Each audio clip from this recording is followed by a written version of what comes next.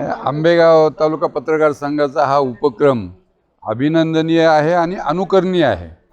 महाराष्ट्रातले जे तालुका पत्रकार संघ चांगलं काम करतात त्याच्यामध्ये सर्वात चांगलं काम हा तालुका पत्रकार संघ करतोय।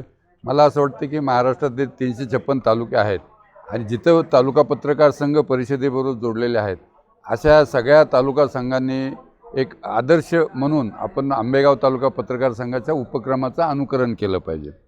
आज दिवसभरात वेगवेगळ्या वक्त्यांनी आपले विचार मांडले, माध्यमांच्या संदर्भात चर्चा झाली, माध्यमांसमोरील आव्हानं असतील किंवा माध्यमांसमोरचे प्रश्न असतील, पत्रकारांचे प्रश्न असतील, याच्यावर चांगल्या पद्धतीची चर्चा झाली। आता याच्यातून काय निष्पन्न होईल ते आपल्याला येत्या काही दिवसामध्ये कळेल, परंतु एक छान उपक्रम या निमित्तानं झाला।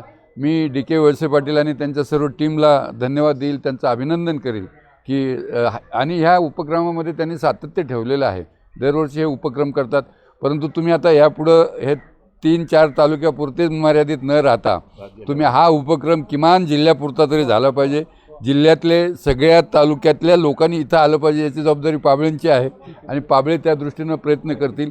पुढचा जो काही तुमचा हा शिबिराचा कार्यक्रम होईल तो पूर्ण पुणे जिल्ह्याशी निगडीत होईल आणि आमची एक तुम्हाला विनंती आहे की तुमचं जे नियोजन आहे आणि तुम्ही ज्या पद्धतीने हे सगळे कार्यक्रम आयोजन करता ते लक्षात घेता का पुढच्या वर्षीचा 2026 मधला तालुका आदर्श तालुका पुरस्कार वितरण सोहळा आपण घ्यावा आणि त्या सोहळ्यामध्ये तुमचा आम्हाला सत्कार करण्याची संधी मिळावी अशी मी अपेक्षा व्यक्त करतो। परत एकदा सगळ्या टीमला मी धन्यवाद देतो।